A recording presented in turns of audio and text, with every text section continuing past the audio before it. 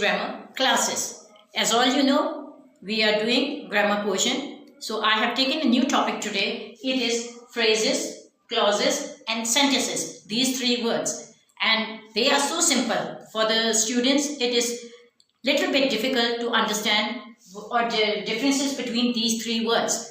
आप सभी का स्वागत है मेरे चैनल में बेस्ट इंग्लिश ग्रामर की क्लासेस में। जैसे आप सबको मालूम है हम ग्रामर की क्लासेस लगाते हैं, तो आज मैंने नया टॉपिक लिया है जिसमें फ्रेजेस, क्लॉजेस और सेंटेंसेस मैंने चुने हैं। आज आपको उनके बारे में इजी और सिंपल वे में समझाऊंगी। कहने को तो ये तीन वर्ड्स है, कोई ज़्यादा मुश्किल भी नहीं है। अक्सर बच्चे इनमें आकर, स्टूडेंट्स जो भी है, इनको तीनों में आकर थोड़ा कन्फ्यूज हो जाते हैं, उनको समझ नहीं आती क्या है। तो जैसे मैं आपको बताती हूँ कि हम सिंपल और इजी वे में मैं आपको बताऊंगी आज इन तीनों का क्या क्या मतलब है, कैसे हम यूज करते हैं और कैसे होते हैं, ये मैं बताऊंगी। So start with the word. First word is phrases, clauses and sentences. These three words. First word is phrase. What is a phrase? Phrase is a group of words that by itself makes little sense. There are few words given which are not full meaning of the sentence, but a part of the meaning is there.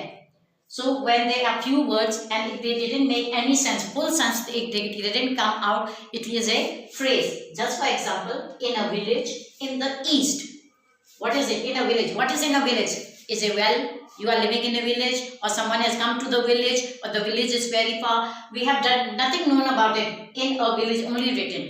In the east. What is in the east? Your house, your factory, your school. What is there? Nothing. Only in the east. It is the meaning in the east. But what is in the east? To clear it, we have taken the examples. They live in a village. In a village. What is it in a village? They live. Where they live? They all live in a village. Now it is a complete sense. So it is a sentence now. Only in a village is not a sense, it is phrase, and we will write like this.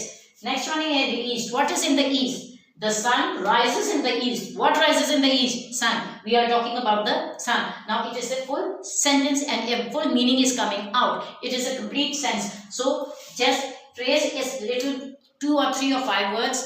No sense, little sense. But to make a sense, we have to add other words also. Now this is a full sentences.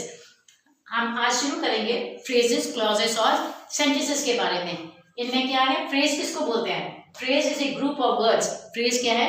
कुछ अक्षर जो होते हैं उनका छोटा सा इकट्ठ सा होता है that by itself makes a little sense.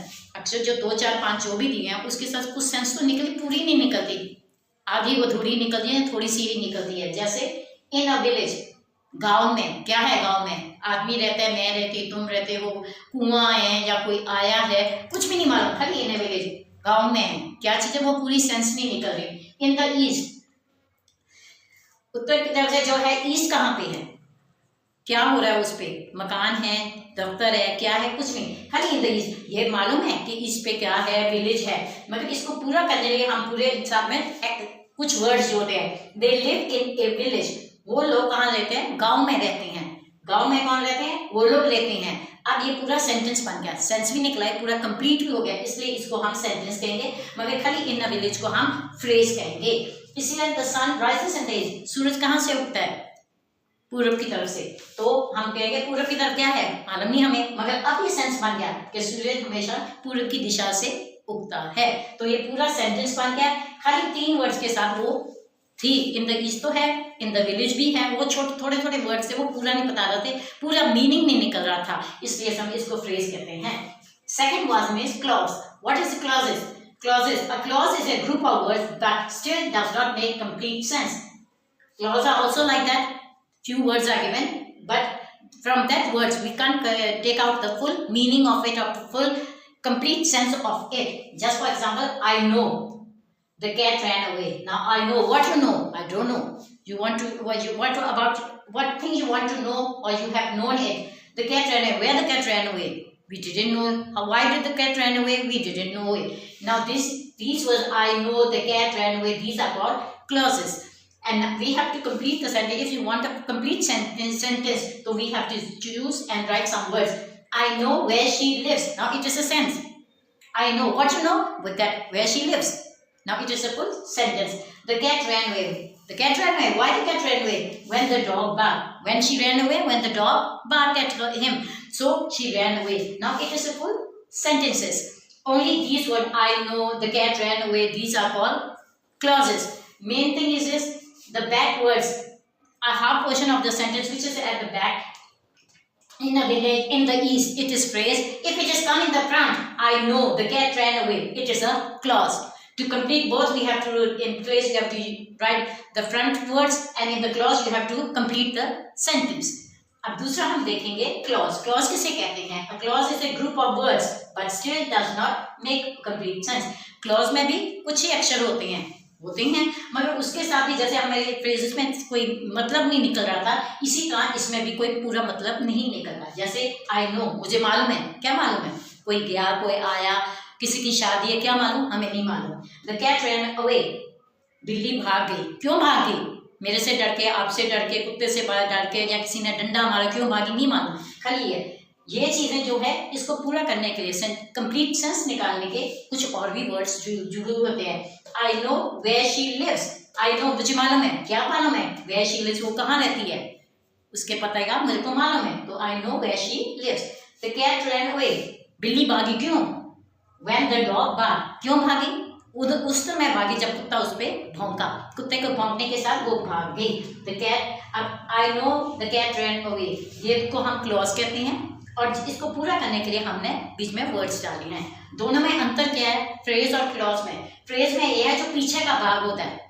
Sentence में दो भाग होते हैं. पीछे के भाग के जो सेंटेंस है, इन द विलेज पीछे आएगा, इन द ईस्ट ये पीछे आएगा. इसके जो आगे को जगह में जो हम वर्ड्स डालेंगे उसको हम फ्रेज कहते हैं. और जिनके आगे में है पीछे का कंप्लीट करना हो उसको हम क्लॉज कहते हैं. नहीं है, आसान मेथड है. अगर पीछे वाला दिया हो तो फ्रेज है, अगर आगे वाला दिया हो तो क्लॉज है, तो उसको हम क्लॉज कहते हैं. Now third one is sentence. What is a sentence? A group of words that make complete sense. कुछ अक्षर है जो पूरा सेंस निकाले, पूरा कंप्लीट उसकी सेंटेंस बनाए, उसका मीनिंग निकाले, उसको हम सेंटेंस कहते हैं. जैसे क्या है? द डे, एक चीज है, the day rest Sunday is of. Sunday is a day of rest. ठीक है. अब इसमें दिया उन्होंने words, the day rest Sunday is of. ये आगे पीछे वर्ड है, इनको हम आगे पीछे होंगे तो इसको हम सेंटेंस नहीं कहेंगे. सेंटेंस क्या बना?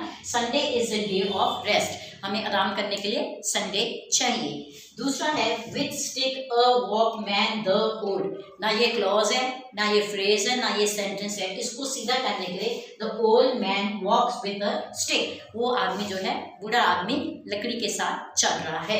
जब इस ऐसे दिया उसको पूरा सेंटेंस बनाना हो, पूरा मतलब निकलो, उसको हम सेंटेंस कहते हैं.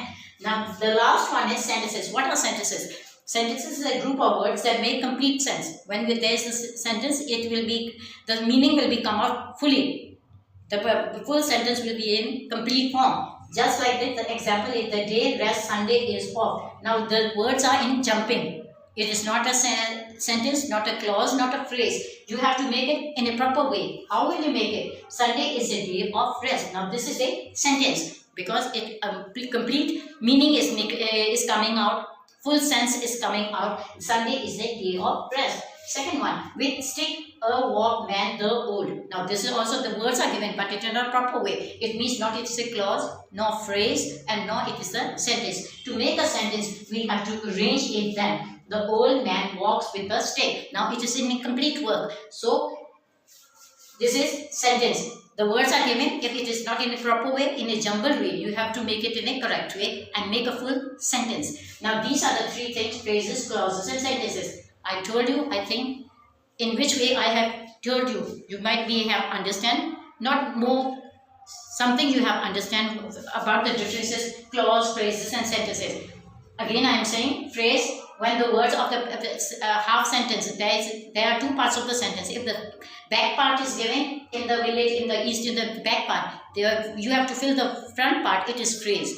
And in the clause, the front portion is given. The starting portion is given, and you to complete it. I know the cat ran away. Now it is the starting portion. Now we have to complete it. It is a clause. But in a sentence, if there are words are given and all the words are there, but it is not proper way, you have to arrange it and it will make a complete sense. It is a sentence.